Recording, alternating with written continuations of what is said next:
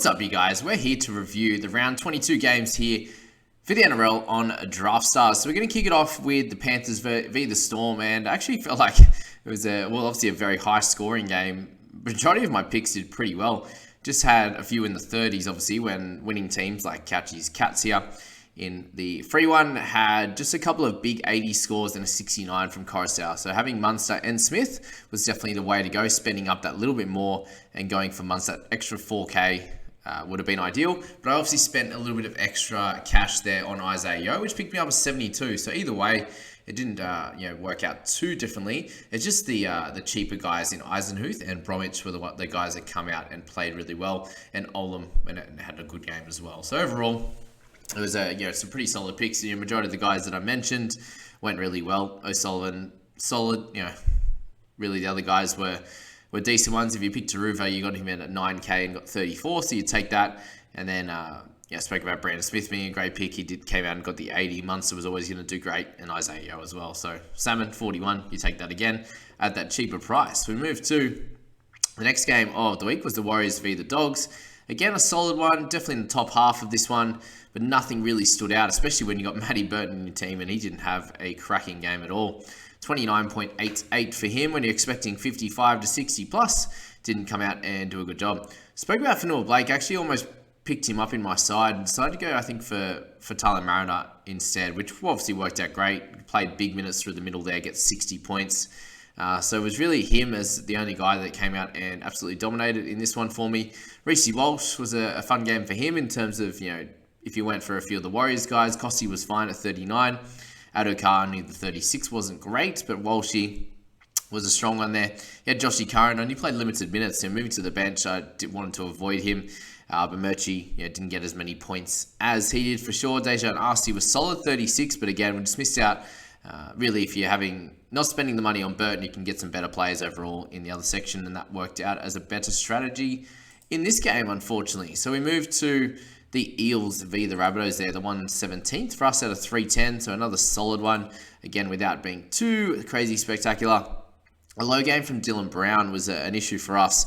Murray and Sean Lane pretty well must-haves, and they came out great and got 75 and 70 apiece. And we had Jacob Arthur, I spoke about as being a super good option as well. Didn't expect a massive score from Walker. Obviously, Latrell was, a very big player that you would have been looking for in your side. I decided to spend up a little bit elsewhere, and with Dylan Brown. If we didn't do that, the winner went for Hawkins. You can get a few of the bigger players in Latrell, for example.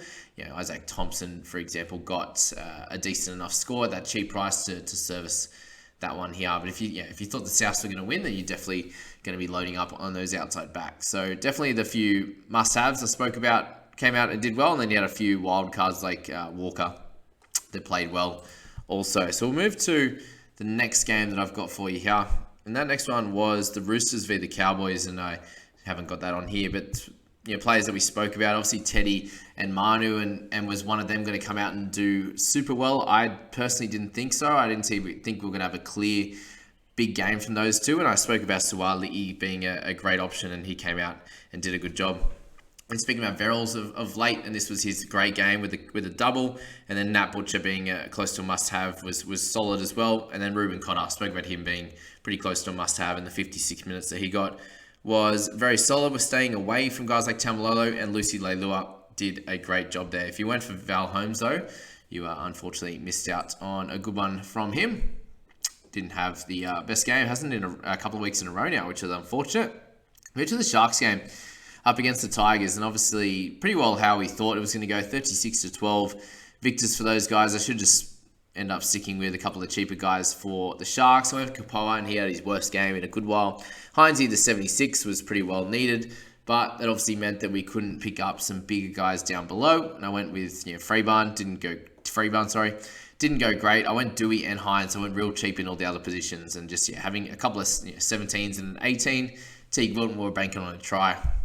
If you went for guys like Hamlin, Newelly and Hunt, obviously the two cheaper guys, you came out with a try for each of them and a good game. But Ramian, Malatalo, all solid ones. If you went with Kate Dykes, that obviously worked out well also.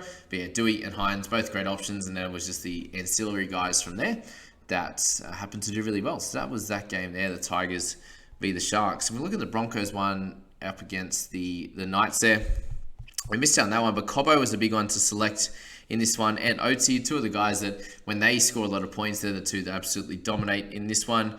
Reynolds was solid. Payne Haas was back to some of his best form, but the rest of the guys in the Broncos there, nothing too exciting. Herder there had a solid game, and then with the Knights again, not too many to pick from. Brodie Jones is a great pick when he plays big minutes on the edge, and that worked out well. Jaden Brayley, another safe one as well.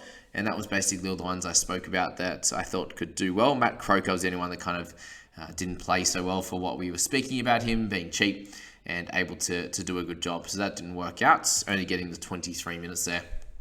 Raiders v Dragons, second last one of the week.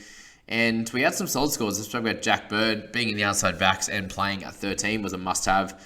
In the end, with his change to, in the hour before team list, into 13 role, he was great. Went with Moses Mbai, should have went for another cheapie, which didn't work out. If you went with Amone, you absolutely killed it at the cheap price of 9k, so there was no way I was going to come out and do well in this one when Amone is out there killing it. Josh Papali'i was a solid one. Maguire was cheap in getting his start in the 11 jersey. Whiten was not the play. It would have been Foggs or one of those guys better at that price point or close to it. Emery Gula did okay at that cheap price. We needed to slot him in there so we could get a bunch of other guys. And then Ramsey didn't play super well. But it was a closer game. And a few decent scores from a bunch of guys. You got Hudson Young in there, was okay, but again a bit expensive. Tomoko and Bird were the two keys, and Amone. So if you had any of them, you did a good job. We moved to the last one of the week, the Titans v the Sea Eagles. This is definitely not how I expected it to go. And if you went with DCE like I did, and Jason Saab and Tuipulotu, thinking that it was going to be a bit of a whitewash for the Manly boys, you definitely went in a good spot. I picked Tanner Boyd, at least he had a great game, and Sipley was solid at the cheap price, and Trebojevic. So three good picks, but Davey, one of his worst ones of the year, missing out on Brimson, for example, and Dave Fafita was the good one to go for there. And it was a bit of a weird one. Even there's still a few light ones with Philip Sammy and Jojo Fafita, for example. But the majority of the guys went pretty poorly. To have 30, a 28, and a 23 and still win, it's a bit of a strange game, that's for sure. But that is the round 22 Draftstars recap, guys. If you are interested in playing next week in any of the free ones, the paid ones, then jump in, hit that sign up link, guys. Get your account good to go, deposit some cash, and obviously gamble responsibly for that one. I hope to see you next week in those videos, and then definitely into the final series. See you later, guys. Have a great day.